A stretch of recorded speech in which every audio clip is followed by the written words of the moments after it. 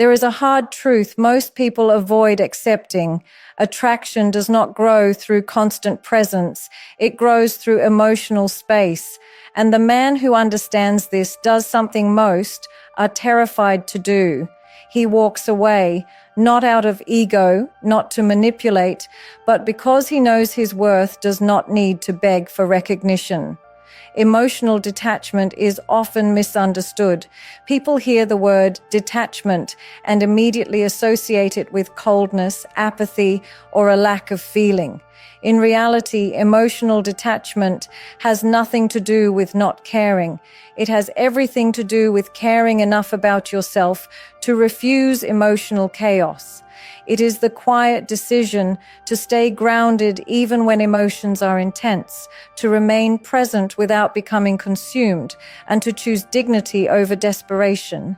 When someone is emotionally attached, their sense of stability depends on another person's behavior.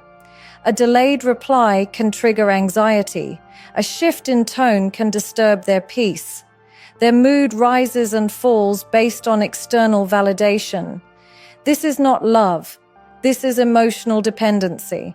Detachment breaks this pattern. It allows you to feel deeply without letting those feelings control your actions or self-worth. Self-respect begins where emotional overinvestment ends. When you detach emotionally, you stop chasing reassurance and start observing reality. You listen more carefully to how someone treats you instead of how they promise to treat you. You no longer try to prove your value through sacrifice or patience. Instead, you let your boundaries speak for you. This shift is subtle, but it changes everything. Emotional detachment also protects your identity. When you are too attached, you slowly start shrinking yourself to maintain connection. You tolerate inconsistency. You explain disrespect. You justify neglect. Over time, you lose sight of who you were before the attachment began. Detachment is the act of reclaiming yourself. It reminds you that love should add to your life, not consume it. There is strength in being able to step back emotionally without shutting down. Detachment does not mean suppressing emotions. It means regulating them. You still feel disappointment, desire, and affection, but you no longer allow those feelings to dictate unhealthy choices. You respond instead of reacting. You choose silence over arguments and distance over drama. This emotional restraint is often mistaken for disinterest, but it is actually emotional intelligence. People are drawn to those who are emotionally self-contained. When someone knows you cannot be easily shaken, manipulated, or destabilized, they approach you with more respect. Emotional detachment communicates that your peace is non-negotiable. It tells others that you are capable of connection, but not at the cost of self-betrayal. Detachment also brings clarity. When emotions are no longer overwhelming, you begin to see situations as they truly are. You recognize patterns instead of excuses. You understand when effort is genuine and when it is merely convenient. This clarity allows you to make decisions based on truth rather than hope. Emotional detachment is an act of self-honor. It is the decision to remain whole, regardless of whether someone chooses to stay or leave. You stop clinging to outcomes and start trusting yourself. You realize that your worth does not increase when someone chooses you, nor does it decrease when they don't. That understanding is powerful. Detachment teaches you that you can care without losing control, love without losing yourself, and walk away without bitterness.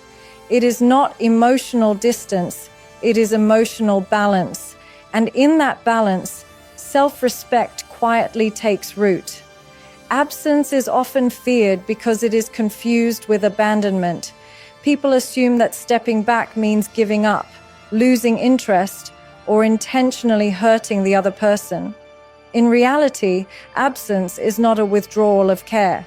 It is a pause that creates space for awareness. Where constant presence dulls perception, absence sharpens it. It allows emotions to settle and truths to surface without noise. When someone is always available, their value becomes part of the background. Their efforts are noticed less, their words carry less weight, and their presence is taken for granted. The human mind adapts quickly to consistency. Absence interrupts that adaptation. It forces the other person to confront what life feels like without you. That confrontation often leads to reflection rather than rejection. Reflection cannot happen in emotional overcrowding. When two people are constantly interacting, reacting, explaining, and negotiating, there is no room to process feelings honestly. Absence removes that pressure. It creates silence, and silence is uncomfortable. In that discomfort, the mind begins to ask questions it avoided before. Why do I miss this person? What did they bring into my life? Why does their absence feel heavy? Absence also reveals intention. When you step back, you give the other person the freedom to choose. They are no longer responding out of habit or convenience. They either feel your absence and move toward you, or they don't. This is not abandonment, it is clarity. It shows you whether the connection was mutual or sustained only by your effort. Many people try to hold relationships together through constant presence, believing that more attention will create more attachment. Often the opposite happens. Overpresence can feel suffocating, predictable, and emotionally flat. Absence reintroduces contrast. It reminds the other person that access to you is not unlimited, and that realization can shift how they value you. Absence also protects self-respect. Staying present when you are not appreciated teaches others that you will remain regardless of how you are treated. Stepping back communicates something different. It says that your presence has conditions, and those conditions include respect, effort, and reciprocity. This message is not spoken, it is felt. Reflection born from absence is deeper than reassurance gained from constant contact. It is not fueled by fear or pressure, but by genuine recognition. When someone reflects, they remember moments, conversations, and emotional safety. They replay experiences instead of responding impulsively. This internal process is where real appreciation forms. Absence does not erase connection, it tests it. A meaningful bond survives distance because it is rooted in understanding, not dependency. If absence leads to emotional collapse, the connection was likely built on fear of loss rather than genuine attachment. True connection becomes clearer, not weaker, in space. It takes courage to allow absence. It means trusting that what is real does not need to be forced. It means resisting the urge to over-explain, over-give, or overstay. Absence is not a disappearance, it is a boundary. And boundaries are not acts of rejection. They are acts of self-awareness. When absence is chosen with intention, it becomes an invitation rather than a threat. It invites reflection, honesty, and emotional responsibility. Those who are capable of connection will feel it and respond. Those who are not will drift away, not because you abandoned them, but because absence revealed the truth that constant presence was hiding. Chasing is often mistaken for effort, but there is a quiet difference between showing interest and losing self-respect. When you chase someone, you place them in a position of power while shrinking your own. Your actions begin to say, "I need you more than you need me," even if you never speak those words. Over time, this imbalance changes how you are perceived, not because you lack worth, but because you communicate scarcity within yourself. Value is closely tied to choice. When someone feels chosen freely, it creates attraction. But when they feel chased, it creates pressure. Chasing removes the element of choice and replaces it with persistence. The more you pursue, the less the other person has to invest. Your effort becomes expected instead of appreciated. What was once admired slowly becomes invisible. Boundaries work in the opposite direction. They do not demand attention, they define conditions. A boundary quietly communicates that your time, energy, and emotional availability are valuable. It tells others that access to you is earned through consistency and respect, not persistence alone. This shift changes the dynamic completely. Instead of trying to convince someone of your worth, you allow them to experience it. When you chase, you start tolerating behavior you would normally walk away from. Late replies become acceptable.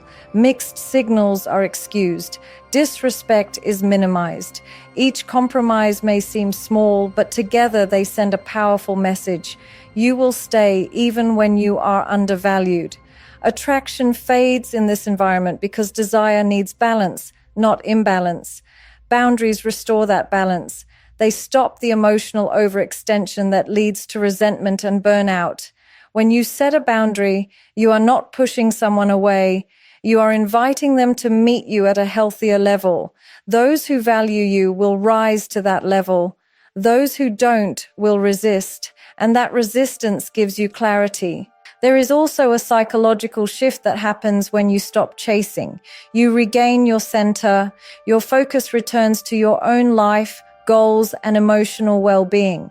This self-direction is deeply attractive because it signals confidence. People are naturally drawn to those who are not trying to be chosen, but are comfortable choosing themselves. Chasing also creates predictability. When someone knows you will always pursue, they feel no urgency to act. Boundaries introduce uncertainty, not confusion, but consequence. They remind others that your presence is not guaranteed. This awareness often increases respect and effort, not because of fear, but because of value recognition. It is important to understand that boundaries are not ultimatums. They are not threats or emotional games. They are internal decisions about what you will and will not accept. You don't announce them loudly. You enforce them quietly through action. You respond less, step back, or walk away when necessary. This consistency is what gives boundaries their power. Chasing seeks validation from another person. Boundaries are rooted in self-validation. When you no longer rely on someone else's attention to feel secure, you change how you show up. You become calmer, more selective, and more present. That presence carries weight. Attraction grows where there is mutual effort, not pursuit. The moment you stop chasing and start honoring your limits, your value becomes clearer, not just to others, but to yourself. And when you respect your own boundaries, you teach people how to treat you without saying a single word. Human desire is deeply connected to the fear of loss. People rarely recognize the value of something when it feels permanent, but the moment it becomes uncertain, their perception shifts. What once felt ordinary suddenly feels important. What was easily accessible now feels meaningful. This is not manipulation. It is human psychology. We are wired to protect what we believe we might lose. When someone feels secure that your presence is guaranteed, they stop engaging with the same intensity. Effort fades not because care disappears, but because urgency does. The mind relaxes into comfort, and comfort often dulls desire. When the possibility of loss appears, even quietly, attention returns. The emotional senses awaken. People begin to notice what they overlooked. Loss creates contrast, and contrast creates value. You cannot miss what you never stop experiencing. When someone steps back, reduces availability, or stops over-investing, it introduces space. In that space, memory becomes active. Moments are replayed. Emotional connections are reassessed. The absence becomes a reminder of what was provided, not what was demanded. Desire thrives where there is choice, not obligation. When someone feels they must have you because they might not, their feelings become more intentional. They start asking themselves whether you matter to them. This internal questioning deepens emotional awareness far more than constant reassurance ever could. The potential of loss forces honesty. Many people try to increase desire by giving more attention, more explanation, more effort. Often this creates the opposite effect.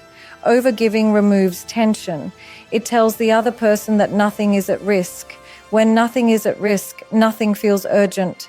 Desire fades quietly, not through conflict, but through emotional saturation.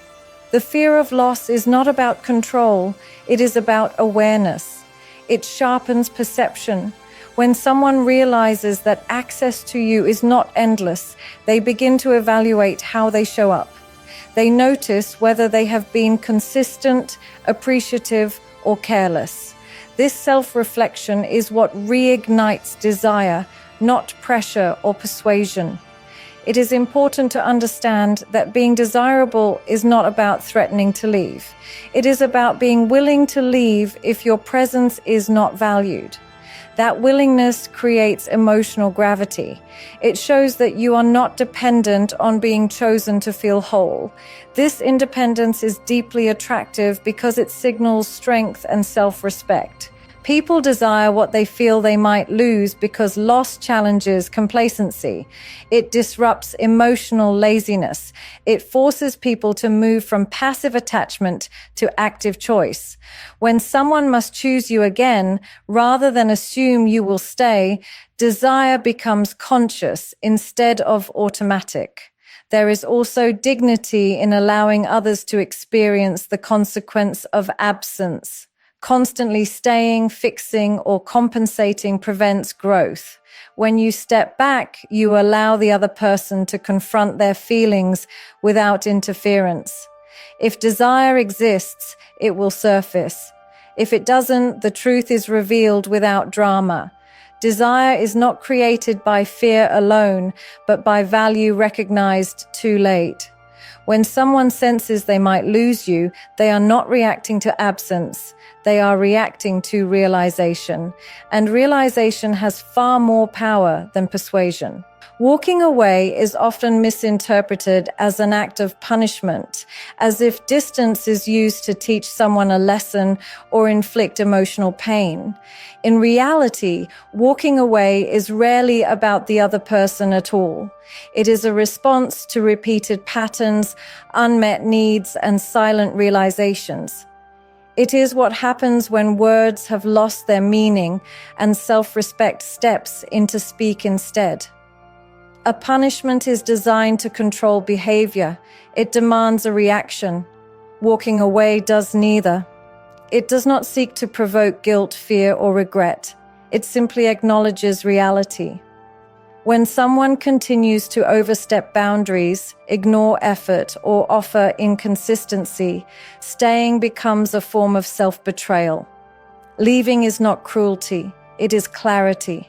People who accuse others of punishing them through distance often struggle with accountability. They are accustomed to forgiveness without change, presence without effort, and access without responsibility. When that access is removed, it feels sudden and harsh. But walking away is rarely sudden. It is usually the final step after many internal negotiations, justifications, and attempts to make things work quietly. Walking away is also an emotional decision rooted in acceptance, not anger. Anger argues, acceptance withdraws. When someone truly accepts that a situation will not change, they stop explaining and start moving. This shift can feel cold to those who benefited from your patience, but it is actually a sign of emotional maturity. There is also a difference between disappearing and walking away. Disappearing avoids discomfort and communication. Walking away is intentional. It may come with fewer words, but it carries clear meaning. It says, I have paid attention to how this makes me feel, and I am choosing differently. That choice is not meant to hurt, it is meant to protect. When walking away is a response, it follows behavior. It is not impulsive. It is not dramatic. It is measured. It reflects an understanding that effort without reciprocity erodes dignity. Rather than continuing to demand respect, you remove yourself from environments where it is absent. This is not revenge, it is self-alignment. People often fear that walking away makes them appear uncaring. In truth, it often means they cared deeply for too long. It means they reached the point where caring more would cost them their peace. Choosing peace is not abandonment, it is self-preservation. Walking away also creates honesty. It removes the comfort of assumption. When you stay, despite being undervalued, you enable the belief that behavior has no consequences. Walking away introduces consequence not as a threat, but as a natural outcome. Actions are allowed to speak for themselves. It is important to understand that walking away does not guarantee regret or realization in the other person. And that is not its purpose. The purpose is internal alignment. It is about matching your actions with your values. Whether the other person reflects, changes, or moves on is beyond your control. Walking away is the moment you stop negotiating your worth. It is when you accept that love, respect, and effort cannot be forced. You respond to what is, not what you hope it will become. And in that response, you choose yourself, not to punish anyone, but to finally listen to what your own experience has been trying to tell you. Over-availability often feels like devotion, but it quietly erodes curiosity and desire. When someone is always present, always responding, always adjusting, their presence becomes predictable. Predictability creates comfort, but comfort alone does not sustain attraction. Desire needs space to breathe, to imagine, to wonder. Without space, curiosity has nowhere to grow. The human mind is drawn to what it cannot fully access. When access is unlimited, the mind stops reaching. Over-availability removes the tension that fuels interest. When someone knows you will always be there, no matter how they show up, they stop exploring who you are. They stop wondering what you're thinking or feeling because the answers are always available. Being constantly available also shifts the power dynamic. It subtly communicates that your time and energy are flexible while the other person's are fixed. This imbalance doesn't just affect respect, it affects desire. Attraction thrives on mutual investment, not one-sided accommodation. When one person consistently bends, the dynamic flattens. Over-availability often comes from fear of being replaced, forgotten, or misunderstood. In an attempt to secure connection, people offer more access, more reassurance, more presence. Ironically, this strategy creates emotional saturation. When everything is offered freely and immediately, nothing feels special. Desire fades not because of lack of care, but because of lack of contrast. Curiosity is born from partial knowledge. When someone doesn't have constant access to you, they fill the gaps with imagination. They think about you. They replay conversations. They wonder what you're doing and how you're feeling. Over-availability removes these gaps. It replaces imagination with certainty, and certainty dulls interest. There is also an emotional cost to being overly available. You begin to prioritize someone else's needs over your own rhythms. You respond when you should rest. You stay when you should step back. Over time, resentment builds, and that resentment leaks into the connection. Desire cannot survive where emotional exhaustion lives. Healthy distance is not emotional withdrawal. It is self-respect in practice. It allows both people to miss each other. Missing is not a weakness. It is a signal that connection exists. Without the opportunity to miss, connection becomes routine rather than intentional. Overavailability also prevents the other person from stepping forward. When you always initiate, they never have to. When you always respond, they never have to reach. This creates a false sense of closeness that depends on your effort alone. Desire requires participation, not convenience. When you reduce availability, something shifts. You become less predictable, not in a manipulative way, but in a self-directed way. Your life no longer revolves around immediate access. This independence is attractive because it suggests fullness. People are drawn to those who have a life, not those who wait to be invited into one. Desire is sustained by balance. Presence must be paired with absence. Attention must be balanced with autonomy. Overavailability removes this balance and replaces it with emotional overexposure. When you allow space without guilt or explanation, you restore curiosity. And in that space, desire has room to return. Silence is often misunderstood as weakness, avoidance, or emotional withdrawal. In reality, silence can be one of the strongest forms of communication when words have been exhausted. Explanations are meant to create understanding, but when someone repeatedly fails to listen, explanations lose their power. At that point, silence becomes clarity. People who over-explain usually do so out of fear of being misunderstood, abandoned, or judged unfairly. They believe that if they just say the right words, the other person will finally understand their intentions, effort, or pain. But understanding cannot be forced. When someone chooses not to hear you, more words only dilute your message. Silence draws attention where explanations invite debate. When you explain, you open the door to justification, argument, and dismissal. Your feelings become something to be negotiated.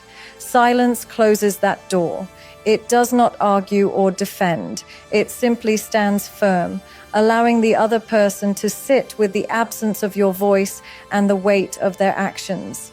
There is also dignity in silence. Constantly explaining yourself teaches others that you are willing to prove your worth. Silence communicates the opposite. It says that your experience is valid, even if it is not acknowledged. You do not need agreement to trust your perception.